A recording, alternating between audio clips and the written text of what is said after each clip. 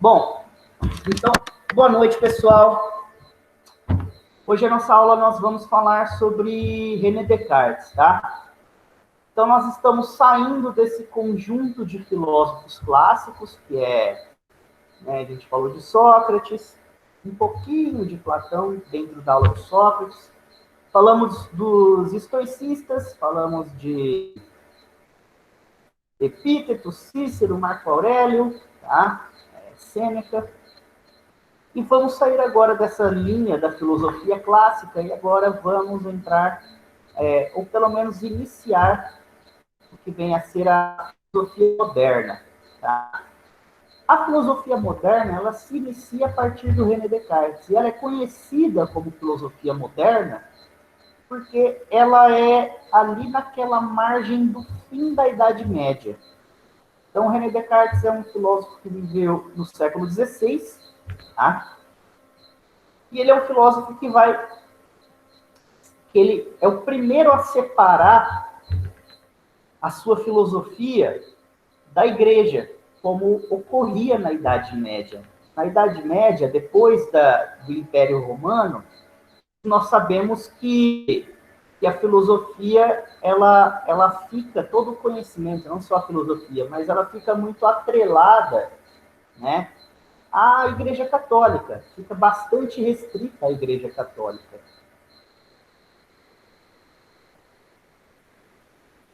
Isso, filosofia. Aula passada trabalhamos a kantiana. Foi a retrasada que trabalhamos os estoicistas, tá bom? Obrigado, Bruno. Foi aula retrasada. Bom, só para continuar. Então é quando há essa separação, tá? Então a gente vai estudar essa separação da filosofia cristã, da filosofia católica, para um novo modelo de filosofia. E aí, o Kant, tá? Ele é conhecido como um filósofo racionalista. Isso quer dizer o quê? A gente vai começar a entender o que é ser um filósofo racionalista. Bom, a princípio, tá? O Descartes. A princípio, tá? Eu estava usando o termo Kant aqui ou Descartes, pessoal? A aula hoje é de Descartes, tá? Eu fiquei falando Kant aqui, então acho que foi isso que o Bruno colocou. A aula hoje é de Descartes. Tá? Bom, então, pessoal, o Descartes é um filósofo racionalista. Basicamente, o Descartes ele entende que todo o conhecimento passa única e exclusivamente pela razão. Tá? Todo o conhecimento parte da razão. O que difere o ser humano de todos os outros seres é que o ser humano é um ser racional. E aí volta naquela questão que imagino que eu já devo ter colocado para vocês em sala de aula, né? De onde vem o conhecimento? Ou de onde vem a nossa capacidade de conhecer as coisas? Ela existe porque nós somos um ser essencialmente racional, ou porque as condições do meio à nossa volta criou essa condição racional. Quer dizer, a razão ela parte da experiência humana na Terra e de tudo que o ser humano desenvolve, ou ela já é uma característica da natureza humana. E aí discutir isso é muito importante, não é? Porque é o que vai delimitar quando você entende de onde vem o conhecimento, ou quando você posiciona-se para uma filosofia racionalista ou idealista, ou em uma filosofia empirista, materialista, tá? Você posiciona também todo o restante dos seus conceitos e do que você vai criar em filosofia. Então, por exemplo, se você falar de educação, você é um filósofo racionalista, você entende que o ser humano é essencialmente racional. Então você vai pensar que existe uma natureza que é humana, e essa natureza humana é a razão. Tá? Então, quando você vai criar um modelo pedagógico, um modelo de educação,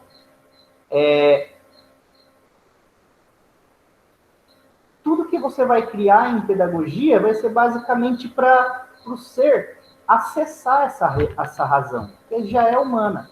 Agora, se você assume uma postura empirista ou materialista dentro da ideia de conhecimento, né? Quer dizer, o conhecimento vem da experiência, o conhecimento vem das coisas à nossa volta. Você também, então, acaba moldando um modelo pedagógico, então, que você vai criar as experiências que vão criar esse ser humano.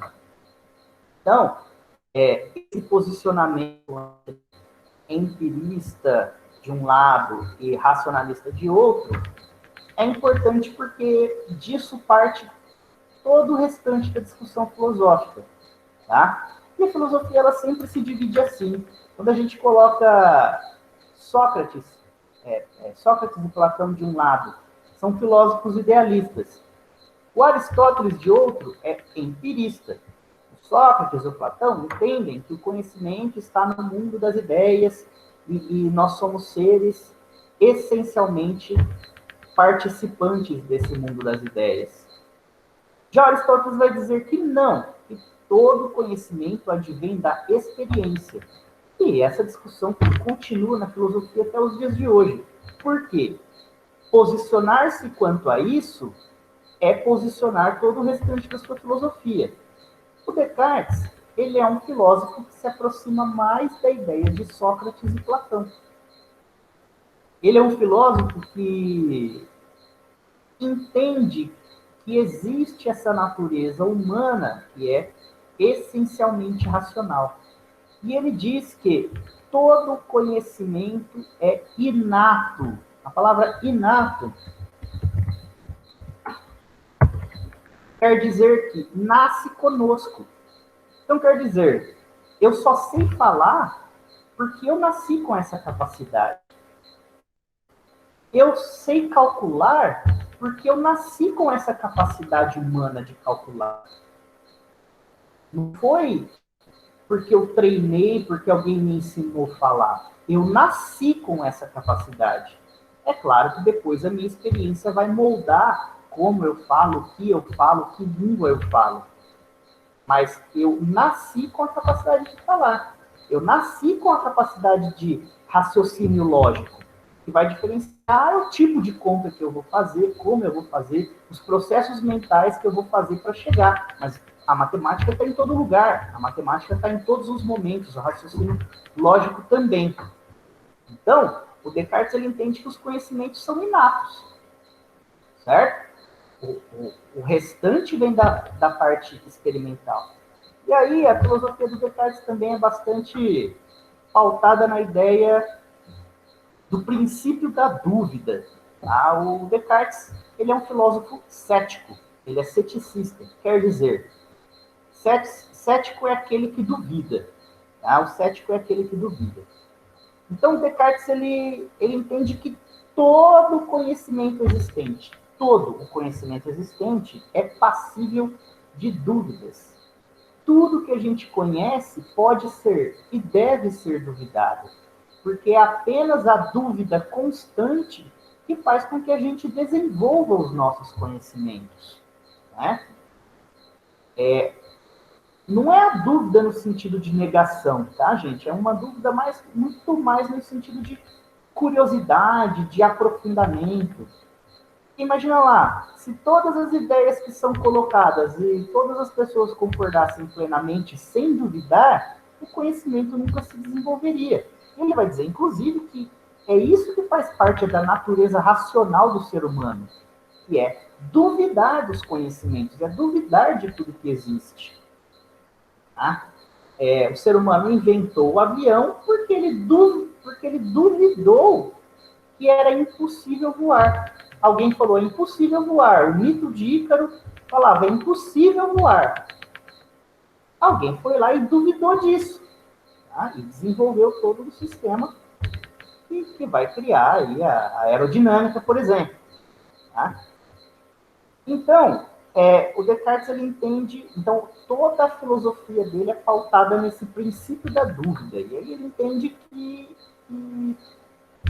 que o ceticismo tem que ser a base de todo conhecimento. Tá?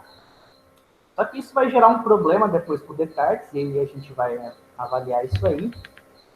E dentro desse ceticismo do Descartes, o Descartes ele fala, bom, se todo conhecimento é passível de dúvida, né? Você duvida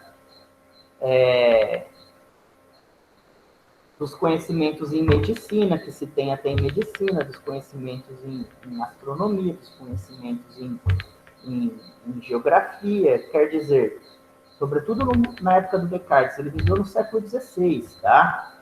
No século XVI o pessoal estava começando a descobrir o mundo todo. Então, se alguém dizia que a Terra era plana, então isso era um conhecimento passível de dúvida. Tá? Se eles achavam ali que, na verdade, era o Sol que girava em torno da Terra, isso também é um conhecimento passível de dúvida. Tá? Então, todos os conhecimentos que estão aí, a história da ciência, a história do conhecimento, a história da filosofia, ela é pautada nesse princípio da dúvida, nessa ideia de que os conhecimentos eles vão sendo aprofundados ou refeitos, reconstruídos, reformulados no longo da história. Bom, e aí dentro dessa ideia, o Descartes fala, bom, todo conhecimento, tá? Todo conhecimento para ter uma segurança, né, do que uma segurança dentro do raciocínio lógico e filosófico, tá? Era preciso seguir algumas regras que ficaram conhecidas como as 4 regras do método cartesiano. E eu vou escrever aqui para vocês. As 4 regras do método cartesiano. Tá? A primeira delas é a evidenciação.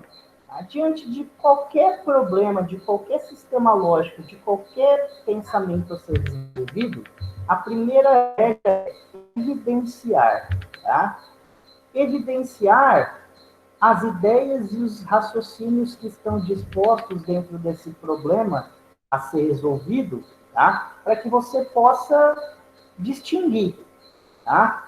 E aí, a próxima regra, então, a primeira é a evidência. Então, você vai evidenciar o problema. A segunda regra é a análise, tá? Que é dividir um problema em diversas partes, tá? E olhar para essas partes e entender qual é a mais simples e qual é a mais complexa. Então, a primeira regra, a evidência, né? A segunda regra, a análise. A terceira regra é a síntese, tá? E é basicamente depois de ter separado, depois de ter percebido os pontos mais simples e os mais complexos, é transformar todo esse problema em um só de novo. É religar todo esse problema em um só novamente para você poder construir, por fim, tá? A última regra, que é a enumeração, tá? Que é dar as conclusões enumeradas de todo esse problema. Vixe, professor, não entendi nada, e agora? Então vamos tentar explicar de uma forma mais simples para vocês entenderem, tá? Quem lembra lá quando vocês estavam no primeiro ano, no segundo ano, no terceiro ano da escola? Lá no primeira série, segunda série, e aí vocês aprendiam um problema de matemática, né? Aí o problema dizia o seguinte: Joãozinho comprou 10 laranjas na quinta-feira. Na sexta-feira, ele chupou 4 laranjas. No sábado, ele deu mais 2 laranjas para sua irmã Mariazinha. No domingo, com quantas laranjas o Joãozinho ficou? Um problema simples que a gente aprende aí na escola quando a gente é criança, tá? Bom, esse é o problema que está posto. A primeira regra que você aprende na escola não é evidenciar. Então, você evidencia, né? Qual que é o problema em si? O problema é, o João tinha 10 laranjas e eu quero saber com quantas laranjas ele ficou. Esse é o problema central. Então, eu evidencio o problema. A situação foi dada, então eu evidencio esse problema. Que é, basicamente, saber com quantas laranjas o Joãozinho ficou aí de quinta e depois até domingo. A segunda regra do Descartes é a análise. O que a professora ensina para vocês na escola? É para você separar todas as informações do problema, não é? Então ela pega e fala assim, bom, você escreve lá, quinta-feira, 10 laranjas, né? Sei lá, quinta-feira, comprou 10 laranjas.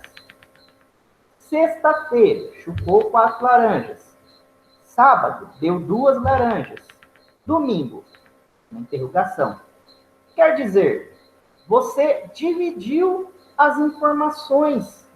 Você dividiu o problema em diversas partes, certo? Quer dizer, então você percebe todas as dimensões que esse problema tem. Aí você começa a olhar para esse problema de forma que você já começa a perceber por onde você vai resolver. Você pensa, poxa, eu tenho 10, aí eu chutei 4, dei 2, fiquei com quantas? Então você separou. Então, a primeira regra é evidenciar o problema, é evidência. A segunda regra é a análise, que é dividir esse problema, é analisar o problema. A terceira regra, tá? é a síntese. Então, você vai precisar fazer os cálculos, né? Você tem um problema, você dividiu ele em partes, você vai tornar ele um só de novo, tá? Você vai resolver as partes. Você vai fazer 10 menos 4, vai dar 6. Fazer 6 menos 2, vai dar 4. Você vai chegar à conclusão que o João ficou com 4 laranjas lá no domingo, tá? E aí, depois, por último, vem a regra da enumeração, que é dar os resultados conforme suas conclusões.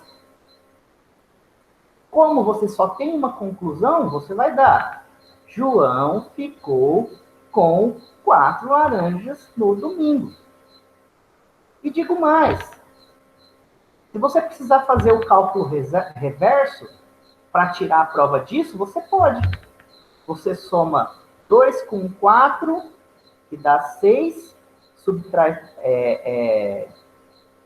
2 com 4, que dá 6, subtrai por 10, dá 4, você soma tudo, dá 10 de volta.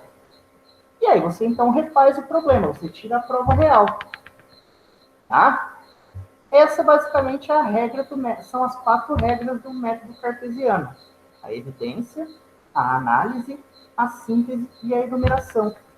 Basicamente, o que a gente aprende na escola para resolver todos os problemas, lógicos ou matemáticos, é a regra cartesiana. Quando você abre lá o seu Facebook,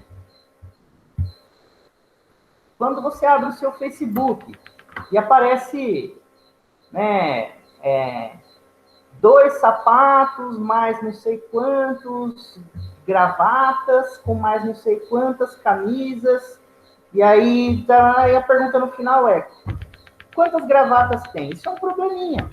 Você faz o cálculo das gravatinhas, você faz o cálculo das camisetas, geralmente é tudo num meme só. Você resolve aquilo logicamente. Primeiro você vê quais são as perguntas do problema, que o problema quer saber, então você põe em evidência. Depois, você analisa, você vai dividindo as partes do problema.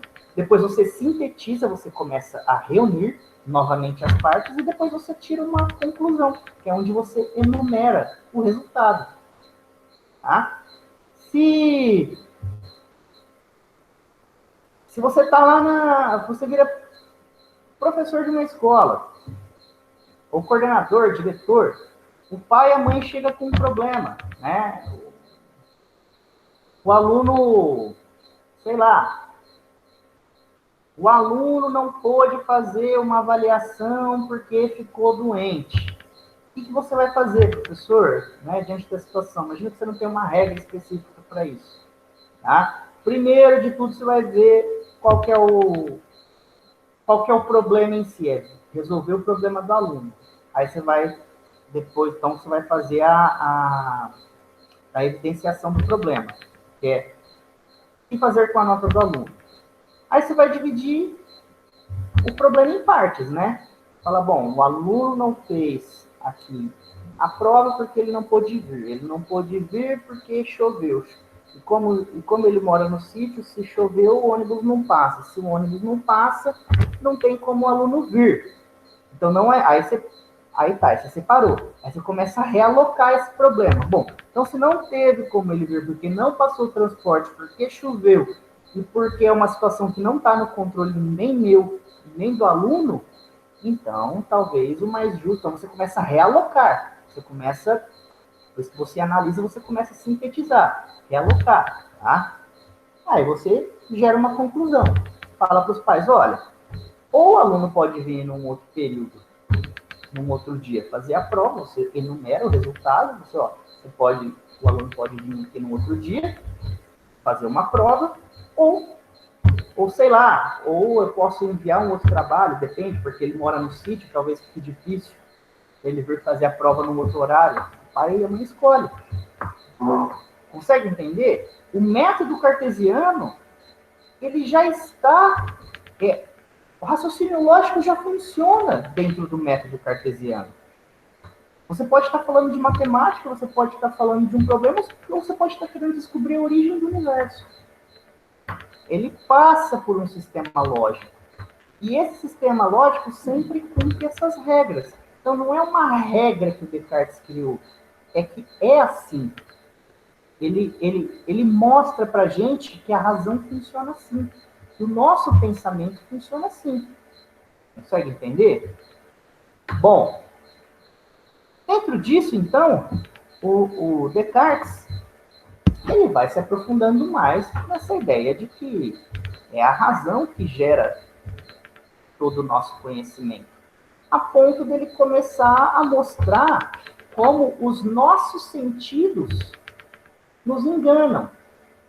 E aí eu vou dar exemplo para vocês.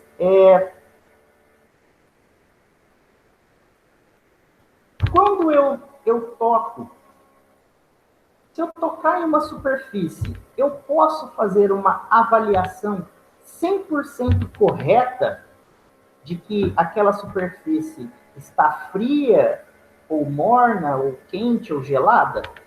Eu posso dar uma avaliação 100% correta apenas tocando? Para o Descartes, não, porque ele vai dizer o seguinte: do jeito que, se eu tocar aqui na base do meu computador, eu posso achar ela fresca, porque eu estou com a mão um pouco quente. Mas se vier uma pessoa com a mão um pouco mais gelada, ela já vai ter uma outra impressão no mesmo objeto. Consegue entender? Se eu sou um trabalhador rural e eu tenho muito calo nas mãos, tá? E eu precisar carregar um peso, alguém pode perguntar, mas isso é muito pesado, ou isso machuca. O trabalhador vai dizer não. Mas se for, né, uma mão frágil, que nunca pegou, que nunca fez calo na mão, vai ter uma outra sensação. Então é difícil de avaliar. Então Descartes vai falar, os nossos sentidos não são capazes de avaliar a realidade. Ah, professor, então quer dizer... Não, bom, continuando, eu posso dizer assim, ó, nem o que nós estamos vendo é verdade. Nem vermos algo não quer dizer que ele existe. Consegue entender, para Descartes? Se existem coisas das quais não podemos ver, logo a nossa visão não é 100% confiável para avaliar nada. Ah, professor, como assim? Por exemplo, sabemos que os nossos olhos não conseguem captar todas as cores que existem. A gente capta uma certa espessura de variação de cores. Né? Aquelas cores lá do arco-íris, que são as 7 cores, todo mundo fala que são as 7 cores, mas não são 7 cores. Aquilo é o espectro de todas as cores que nós enxergamos. É uma espécie de degradê de cores. Só que tem muito mais cores nesse espectro que a gente não consegue ver. Que são as cores que estão acima do violeta, por isso é chamado de ultravioleta, e são as cores que estão abaixo do vermelho, que é o infravermelho. Quer dizer, todas as cores que nós enxergamos, elas vão do violeta ao vermelho. E aí dá, sei lá, não sei quantos milhares de cores, mas ela vai do violeta ao vermelho. Toda cor que tiver abaixo do vermelho, quer dizer infravermelho, ou acima do violeta, quer dizer ultravioleta, nós não conseguimos enxergar. Consegue entender? Assim como os animais, alguns animais enxergam preto e branco, por exemplo. Mas não quer dizer que não existam outras cores. Tá? Bom, diante disso, então Descartes vai continuar concluindo que a gente não pode confiar em nada do nosso conhecimento. Tudo é passível de dúvidas. Tudo é passível de questionamento. E é assim que se constitui todo conhecimento. E vai chegar num ponto que essa ideia vai incomodar um pouco Descartes. Porque ele vai pensar, poxa, então qual é o conhecimento confiável? Então, quando ele vai reduzindo, quando ele vai duvidando, primeiro ele duvida de todos os conhecimentos que são colocados, depois ele duvida dos sentidos, e aí quando você vai reduzir isso numa equação matemática, qual é a única coisa, então, que você tem certeza que existe? A sua razão, o seu pensamento, justamente porque você pensa. Quer dizer, a única coisa que você pode ter certeza que existe, em termos de conhecimento, é a sua própria razão. Essa é a única coisa que não dá para duvidar. Não dá para duvidar que eu penso, porque se eu penso, se eu duvido, tá? Se eu duvido, quer dizer que eu penso. Então, a única coisa que eu tenho certeza, pelo fato de duvidar, é que eu penso. Quer dizer, a única certeza que eu tenho é que eu duvido. Por isso, vem a frase do Descartes, né? Que é famosa. Penso, logo existo.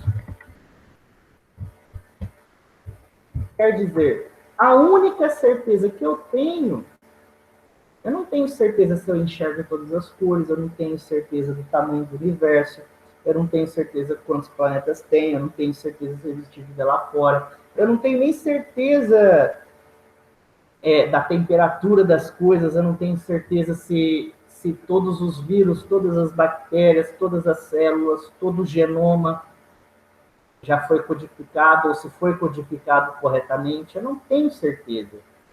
A única certeza que eu posso me pautar é que eu penso, porque eu duvido de tudo. E aí, se eu penso, a única coisa que eu posso concluir é que eu existo.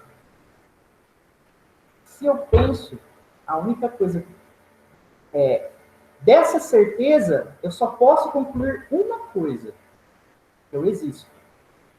Tá? Então, essa é a única certeza cartesiana, né? Ou é o que todo mundo vai chamar de a primeira certeza cartesiana, porque a partir daí você inicia todo o conhecimento de todas as coisas, né? É quando você retrocede, retrocede, retrocede, retrocede, retrocede, até chegar num ponto germinal, num ponto inicial, que é eu penso. Por isso eu existo. Bom, como eu disse para vocês que isso vai gerar um problema com Descartes, porque ele vai começar a pensar, e se eu penso, e se na verdade eu penso que penso, mas na verdade eu nem existo? E se isso não é uma ilusão? E se isso não é uma coisa que está Se eu não estou preso dentro da ilusão de alguém, eu sou uma projeção da ilusão de alguém, e aí eu acho que existo, mas na verdade eu sou apenas uma projeção. Só que aí essa é a parte da filosofia do Descartes que não interessa pra gente. Aí é quando ele começou a ser considerado maluco, né? Mas tá aí uma reflexão para vocês. Será que isso é maluquice? Mas isso não é da matéria, tá, pessoal? Mas é da matéria até onde vai no penso, logo existo. Certo? Então, essa é basicamente aí o conteúdo de Descartes para vocês. Beleza?